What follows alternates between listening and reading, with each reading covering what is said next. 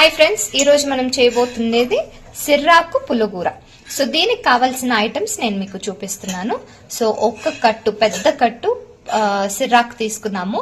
So అది బాగా neat గా క్లీన్ చేసుకుని మనము దీన్ని వాష్ చేసి పెట్టుకుందాం. రెడీగా ఉంది.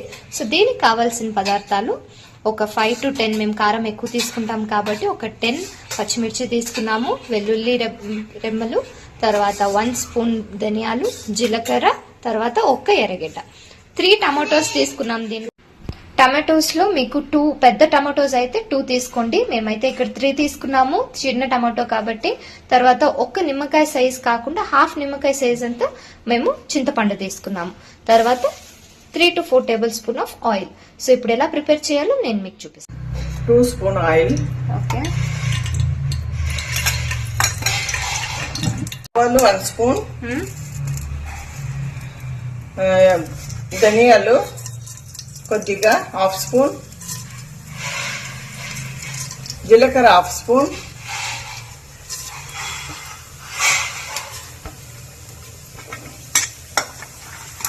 తెల్లుల్లిపాయలు, 1 గడ్డ,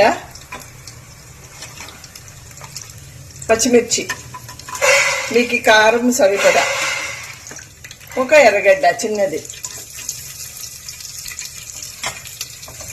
ఇది బాగా ఫ్రై చేసుకోవాలి.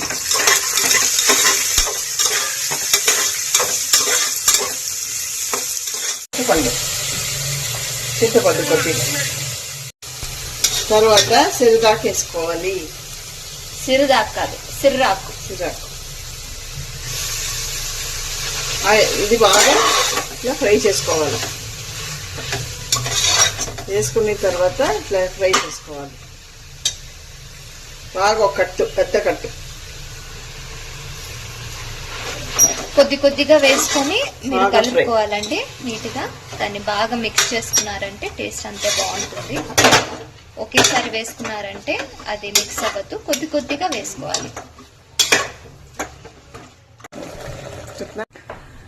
2 విజిల్స్. సో 2 విజిల్స్ అయిన తర్వాత మాముకోవాలి. హాయ్ గైస్, సో ఈరోజు కాస్కూరాకు పల్యం చూపిస్తున్నాము. సో ఇది హెల్త్ కి చాలా మంచిదండి. ఒకసారి ట్రై చేసి చూడండి. స్టమక్ లో ఏదైనా ఊండ్స్ ఉన్నా, పుండులున్నా కూడాను తొందరగా మానిపోతాయి. చాలా చాలా మంచిది. ఇది ఎలా తయారు చేయాలనేది మమ్మీ మీకు ఈరోజు చూపిస్తారు. సో కూరాకుని బాగా వాష్ చేసుకుని పెట్టుకుంది, కట్ చేసుకునింది. తర్వాత దానికి కావాల్సిన పదార్థాలు 2 ఆనియన్స్ తీసుకుందండి. తర్వాత 4-5 వెల్లుల్లిపాయలు తీసుకునింది. అవుట్లో ఎండుమిర్చి, కరివేపాకు. సో ఇప్పుడు దాన్ని ఎలా చేయాలనేది చూపిస్తుంది, చూసేయండి. ఫస్ట్ తెల్లగడ్డ, ఎండుమిర్చి, పసుపు, ఆనియన్స్.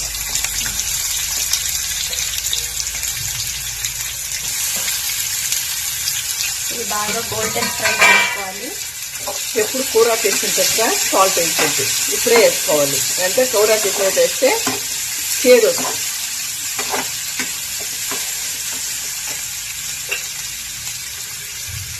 కొద్దిగా సరిపడా.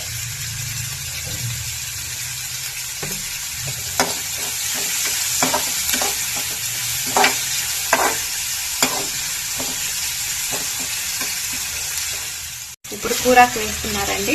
కొంచెం గోల్డెన్ ఫ్రై అవుతే చాలు. వేసుకొని కొద్దిగా కూరాకు వేసుకొని కలుపుకోండి. బాగా మగ్గాలి. ఇంత మగ్గితే అంత బాగుంటుంది.